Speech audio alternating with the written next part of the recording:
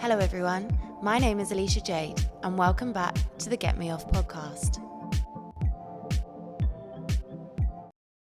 Unpaid, basis. Yeah, don't tell everyone I'm not paying you. Obviously. This is a very well paid, very good job. Oh, why has mine gone down? There we go. So I'm not sitting up straight apparently. Okay. Now I'm it's a smaller. bit too tall. Yeah, you are smaller than me. I'm like, because when I'm back, like, do you see what I mean? My leg. Oh, you can move forward if you want to. No, it's okay. Right, let me Bloopers. start. Yeah, I know, literally. Let me start. I'm going to start my timer so Okay. that these can go at the end. Okay. Bloopers. Love it. So hello and welcome back to another episode. I have got the wonderful Aryana with me today. Oh, you're so lovely. Oh, thank you. Thank you for having me. That's what I think. I'm excited about this. I feel like it's going to be a good episode. Okay. So, Pressure. yeah, absolutely. You have a lot of things that you do, kind of like me. A lot of things that you do have done, so many of them very interesting. So we'll start with the first question that I do with all of my guests. Who are you and what do you do? Who am I? So my name's Aryana Neo, or that's the name I like to use. And I'm a presenter, producer, new actress, podcast host, I don't know, content creator, many random things. And like you, we do so many different things. Which one is going where? Because I also work in law, so that's my other thing. I love that. All of these creative jobs, and by the way, I'm a lawyer. Yeah, just on the side, yeah. I love that you do law on the side. Well, it's because I've always been a bit like, I don't know if it's a cultural thing, but you always had to have like another job, like, you know, like your bread and butter job. Yeah. And then you do all the other creative things on top. So in lockdown, we couldn't go in the studio and all that stuff. So I ended up retraining and going into intellectual property. So now I work in trademarks. So technically I'm a part qualified trademark attorney. I've got one little set of things left to do. And then I'll be fully qualified. And whether I stay with that or go with other things, I don't know. You know what it's like. I didn't know this. Yeah, there you go. So if you need your help with your trademarks. Yeah, by the way, can we trademark this? yeah. I don't know if you could trademark the phrase "get me off." Oh, gosh. I mean, I feel like that might be interesting. that an would be very interesting interesting, yeah. Yeah, so you've done many different things. The one I find very interesting is the pageantry. Oh, yeah, and? Yes, tell me about this. Okay, pageantry is more of a hobby, but once you're in the community, it kind of just takes off. So I started when I was about 16 and I got scouted at, you know, the Birmingham fashion show that you got taken on a school trip? The clothes show. The clothes show. Oh my God, I love the clothes show. Yes. I remember standing in the crowds and screaming and then throwing pencil cases at people. Wow, that's excessive. Yeah, I it didn't was. do that. But I did. I like that I you did that. definitely did. So the Miss England team were there and then they said, do you want to do Miss England? And I was like, what is it? Then I got through to having a shoot, but I was actually too young at the time. So I had the photo shoot at Fairlight Studios in Kentish Town.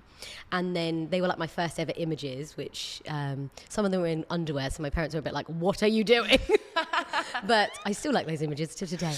And then I did that. And then you kind of get aware of different pageant systems and what's going on. So I've done Miss Universe, a regional, which was Aryana. And then regional means, so I was like representing Southampton. Yes. Then you go and you become Great Britain and things like that. nationals and that kind of stuff. Okay. So I went to Miss Universe Great Britain, I think in 2010. And then I've done Supranational, Prince of the World, Diamond, all these other things. I won a Diamond title and I got flown to Vegas. Oh, that's which exciting. was amazing. That's so cool. I think I came third in the world, which was amazing. It was so good. Vegas is like my favorite So place. cool. Love Vegas. And then recently, or a couple of years ago, I won Mrs. Galaxy UK. Yes. Got flown to Texas. And then last year I went as England because I kind of went again. So the new winner had to be UK and I had to be England. And we went to Orlando. Oh, wow. I've been to Orlando. It's lovely. I mean, you don't really leave. For that week, you are literally In the bubble. The I think I schedule's remember mental. watching your stories when you went and you were literally like bang, bang, bang, and then came home. Yeah, That was it's mental. And I should have gone to like Disney and stuff, but I just didn't. I went to Montreal afterwards to see my cousins and stuff. Oh, amazing. And then Andy and I had a nice holiday in Singapore and Malaysia. So we did have a holiday. Yes. But Just not in Orlando. No. So now I'm like over the age, well, I'm over 27. That's what I'm going to say. Oh, do you know what? I had to tick a box the other day. Oh, it's awful. And it was like 25 to 29, so I'm 29. And then it was like 30 to something else. And I was like, well, I'm 25 to 29, but that makes me sound really young. So do I tick 30 to something else? And I was like, no, because then that's older than I actually am. And I'm like, oh. You tick your age. It's not guessing, oh, which one shall I be? It's just I don't know. It felt really weird because I was like, well, 25 is very different to 29. That's true. That's true. But if you're 29, you're 29. Yeah. But yeah, so once you're over 27, you can't do the Miss pageants. You have to do Ms. or Mrs., which is what I've done. That is wild. I know. And then over 45, you could do classic. So Miss Great Britain's now got a classic section. Yeah. I love that over 45, they don't call you old, they call you a classic. Yeah. Why not antique? We're not going to be old. That's just me. Well, you wait till you get there, because everyone ages, right? And everyone says this, it's a blessing to get older. Absolutely. So when you're over 45... But classic. Can't they just call it over 45? Like, why do they have to try and butter it up? I don't find know. that It's really just strange. the name. And I've never really thought of it like that. No one really minds. But it's like when they do the X Factor categories and like senior or whatever it's called. I don't really watch Isn't X it over Factor. 35? No, it's over 25. Oh my God, that's like, what's the club? It was like disco, the disco room in Oceana. God, Oceana. Oh, it was over 25. Oh my God, so old. We are so old. Oh my God. I used to like that. Oh my God. Anyway, yes, so then going back to pageants. Now I'm kind of semi-retired. Yes. But I want to stay in pageantry. So I do judging and I create swimwear and I help kind of coach girls, but the majority of girls that come to me are from Asian communities, which I love because there wasn't many Asian winners. So then when I won, it kind of spurred on. Like started something. Yeah, so which is great, but then obviously there's a lot of different aspects to that. So that's kind of what I'm doing at the moment. Whether I go back to compete or not, I don't know. My husband may kill me, but if I did, it wouldn't be an international, it would just be a national because internationals it is a demanding thing and it's expensive. Yeah.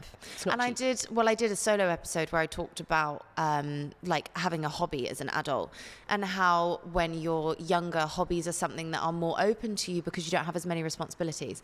But now when you're an adult, you're like, well, I have to do this and I have to do that and I have to get work done and things like that. Well, you do like a bazillion hobbies. I do. She's like ballet dancer, ice skater, extraordinaire, netball. Do you do netball? No, I don't do netball. I did do netball in school. No, but you did something the other day. I swear it was like a ball sport. Tennis. Oh, tennis. As you can tell, I don't do. I swear it was a ball sport. I was right. But yes, I did tennis. So you smaller do lots balls, of things. but Smaller balls. Small balls, but yes, Okay. definitely a ball sport. I love that. Yeah, no, I do many hobbies, and I feel like for a certain period of time, maybe like a year ago, they probably did take over my life in a way, and I kind of have to find a better balance with doing them. But then again, they are my escape, and I work, like I just said to you before we started, I'm working from 8 in the morning until 1 a.m. every single day. I know. The only time out of that, like today I've got ballet, the only time I get away from that is that 1 hour that I'm doing one of my hobbies. It's escapism, 100%. Because other than that, like even because of the type of job I have, even watching TV for me is work because I'm looking at the trends and I'm looking at the people in it and I'm looking at like all of these different things. Like I can't just, some of the time, I can't just sit and watch TV because my brain is switched on. It's like when you do media in college and then when I watched a film, I was like, oh my goodness, product placement. These are the connotations of her red top. Yeah, I do it with presenting. I'm like, oh God, no. I'm like, I'm only saying the new show recently and someone was presenting, they're kind of a new presenter. I was like, oh no. Like they just weren't getting it. And I was like, it becomes like a struggle to watch things. Yes. But who am I? Who am I to say that? But you just do. Yeah. But you realise things. And it just makes you watch everything very differently. And this is what I say with my psychology degree. It makes me look at people and situations and things so differently. Are you reading me right now? Whenever someone says they're like a psychologist, I'm like, oh my God. No, I'm not. But I guess for me, it makes it easier. Not at all. But it makes it different, like my viewpoint on certain situations and like the way I see things and like the way that it gets really difficult for me is if I've done a couple of modules on like child psychology and things like that and social psychology. And God, I'm only a few modules, like I'm in first year of my degree, but the amount that I've learned is crazy. And then I'll go to like a park or a supermarket and I'll see someone saying something to their kid and I'm like, oh my God, I know exactly what that's going to do to them. Oh God, no. But you can't say anything. So that's the thing that's really difficult for me. See Alicia running through the park like, you Shut can't up! say that to your child. It's going to traumatize them at age 20. Here's £20 for future therapy. Oh my God. I mean, No, you can't. But you can't get involved. And this is the thing. Yeah. And even with friends and family, a lot of the time they don't want advice. They just want to tell you about things. And it does make it more difficult when you do understand a bit more about the situations. But yeah, I'm going off on a tangent anyway. I literally was just about to ask you about children then, and I thought, no, I'm not going to ask that question because people keep asking me over and over again when I'm going to have a child. Yeah. And it's annoying because I'm in And this... you're slightly older than me as well, so it's Slightly, probably... yes. But it's probably a bit more, like married and stuff like that. Yeah. It's, you probably get those questions a lot more than I would. All the time, but recently in the last week, it's been like constant. And Really? Yeah, and I don't know what it is, and it's obviously age and stuff. Yeah. I do want children, we do want children, but I'm not there yet because it is a different toll on your life. And all my friends that have kids have said, you'll know. So Yes. I don't know yet. Yeah. So yeah, it's not well, I happening spoke. just yet. There's a couple of people I spoke to, like on the podcast as well, and just sort of talked about the fact that I feel very lucky that I don't have that urge to have kids because I don't have a personal clock. I don't have. I still have a biological clock, but for me, I don't care because I don't want to have kids. Yeah, that's a good way to look at it, I guess, because then you don't have to worry about it. Yeah. And the thing is, I'm not worrying about it. I know I'm getting to an age where people are going to be like, right, you're past your prime and all that jazz. But I feel like you need to do it when you want to do it. Oh God, absolutely. You And if I can't do it regret before. that I did it, I should have done it when I was younger. That's on me, isn't it? But Yeah. anyway, we digress. I know, we do. We digress.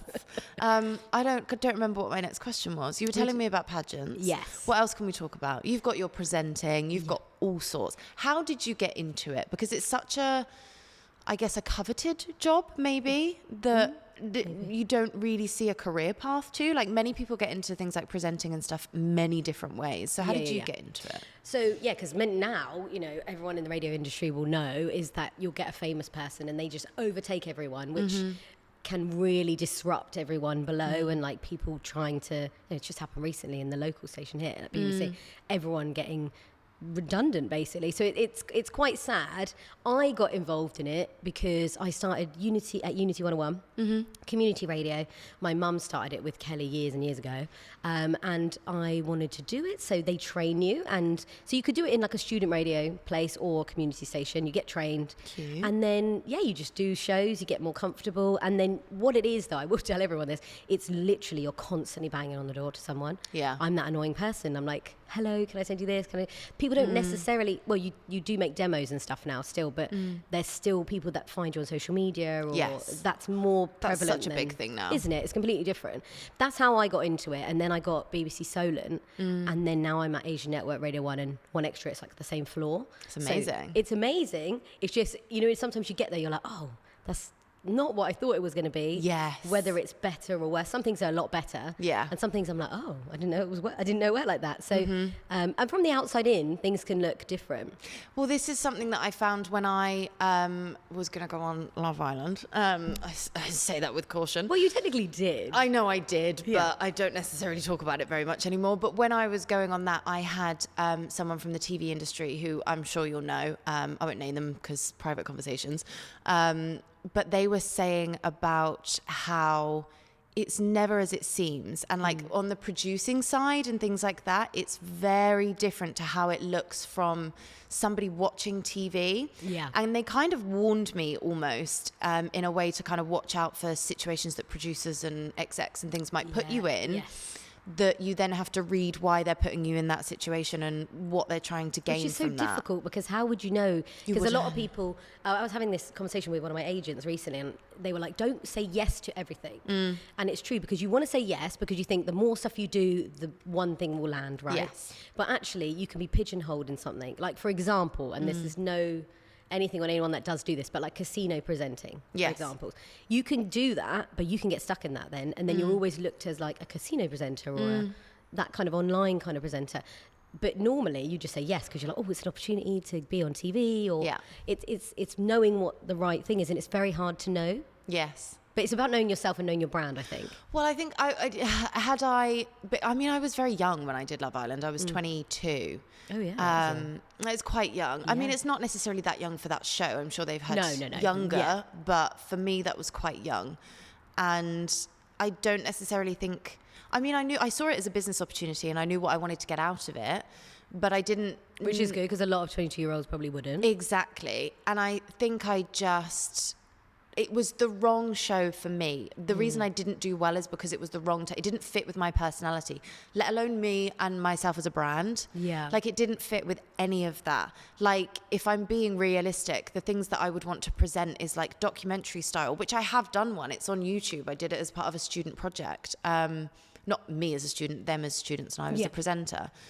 And like, I watch sports and cricket and all of that kind of stuff. And that would be where I would see myself in more of like it's more of a businessy role to me. Yeah, I get what you mean. But then, like, even just presenting at like events and things like that, and like, you see like the presenters where they're on the red carpet and that kind of stuff. Yeah. Like, that's much more my vibe. That's entertainment, yeah. Yeah, not Love Island. I get it. So I think now, had I known perhaps maybe more the direction I wanted to go in, or even just thought about it a bit more, I probably wouldn't have done that. But like you say, at the time you just say yes because it seems like a good opportunity. And yeah, exactly. So when opportunities come along, you think, oh my God. And to be honest, like in the pageant world, I think every year there's been a pageant girl in Love Island. Recently we just had a pageant girl in Big Brother. Who's actually a friend. And so there's a lot of people that have been in Love Island who've done really well, like Amy Hart, Sharon Gaffigan, really doing well with their status kind of thing. And you would look at them and you'll think, oh my God, they're doing really well from Love Island. But then think about all the people that were on Love Island that you don't even remember their name. Me. No, not you. Not you. I'm talking about, recently people that is such big shows and you still don't. Some people just get it, some people don't. And sometimes you have to you have to be prepared to work after, and you have to also, if you don't fit into their storyline, there's nothing you can do about that. You cannot physically make yourself fit into somebody else's storyline because they have these things planned out. Yeah. And it is just, it's like a chess game, but with people. And it's almost like, sometimes someone said this to me as well, like right place, right time. Yes. Because over the years, some people have maybe got jobs that I haven't. Yes, there was a whole diversity thing that obviously we won't go into, but that, before, and, I definitely wasn't someone that they wanted on screen for certain things or on radio for certain things. That has changed. Well, that is changing, shall I say. Not on like specific stations like Asian Network and things like that, but like local stations and things like that. But I do think if you don't fit, or they might know you or they might not know you, sometimes it literally is just the way the cookie crumbles. And it's all such the people a that are there. industry. Just a savage industry. Because there might be someone that's already a similar kind of style to you, or a similar kind of vibe, and they go, well, we've already got that. So you might still just be as good, but they go, oh, we don't really need that. Yeah. And I think the most that I've learned in the industry, or any of the industries, is you just have to keep plowing on. And it can get really depressing. It can get demotivating. You'll wake up one day and go, what am I doing? Yeah. And like you said, you work 8 to 1 a.m. My husband thinks I'm mental because I work in the day. I'll do other things. I host events. I go to different places. I go to London. And then I'll come back and I'm up till 3 a.m. at night because that's when my head is turning. Yes. I'm always been a late person. I'm not an early person. Same. I'm just that person that works in bed at night and he's snoring away. Same. That's just the way it is. Literally me. Thankfully, the only person snoring near me is my cat. For now. I've got one of my friends, and I always voice note her Dusty snoring, my cat, because she just loves it. So if he's got like a really good snore, and it's like a little meow, like something like that, I'll just voice note and send it to her because it's adorable. How do we get to this? I don't know, but I don't really have any eyebrows either. My nan always used to take the mick out of me and say that I look like a thumb. A thumb. Oh my God. So now I draw them on. Well, a thumb with eyebrows. That is exactly me. Don't we look the same? Don't we look the same? I should draw like little eyebrows on there and be like, oh my God, that's hilarious. Yes, so we've talked about what you do. Yes. What's next for you? Oh, that's always a hard question because I think we spoke about it before we started this. When you've got like so many different umbrella points. Irons in the fire. Yes. You kind of want one of them to take off, but you could throw yourself into different things. And my husband sometimes says to me, like, if you focused on one thing, and I get that, I do get that, but I think in the creative industry, I want to do a lot of things. you want to do a lot of things. It's almost entrepreneurial. You want to have your fingers in different pies. And you enjoy doing each thing as well. Yes. I think when I've done one thing in the past, whether it's one job, I just can't. I'm just not that person. And I'm like, I literally get so bored and then I have to leave. Same. I'm just like, I can't work in one thing. Same. So at the moment, last year I was in my first ever feature film. Amazing. I can't believe it because I auditioned and I don't know why they picked me, but they did. I am a doctor in a film. It's actually a horror film, so I don't even know how this is going to go and what I'm going to look like. But the people in it, there were some really amazing actors in there from like really well-known TV shows, like sitcom-y kind of TV shows. And I'm like, oh my God, like trying to absorb everything that they're doing. And a lot of them said to me, because I don't have theatre training or drama training, it worked in my favour because I was a bit more natural. I've been told this before. So I did audition for a film on Amazon. I didn't get it, unfortunately, but they said it wasn't because of me. It was because of who else they were casting. Yeah. And I just wouldn't have fitted into the group or whatever, however they did it. But they also said the same to me when I had my interview with the director, and he said it's actually sometimes good because you don't have a specific style. Yes. So they can mold you into whichever character they want you to be because there's not something that's already been drummed into you. And I didn't know that was even a thing. Like I didn't know if you went to theatre or you went to drama, whatever it was, that you are in that kind of zone, or that's your style kind of thing. So yeah, that was quite good, I guess. So it is a film. It's coming out on Amazon and Sky. It was supposed to be out in September, and oh God, I want to watch it first. See what it's like, because I get really embarrassed, whereas the other guys are there like, they're all like, I'm really going to tell into everyone. I'm going to post it and be like, everybody go watch this film and tell Aryana. Oh my what God, it's like. right, she said it on camera now. Yes, thank you. That's what I'm going to do. But be nice, oh my God.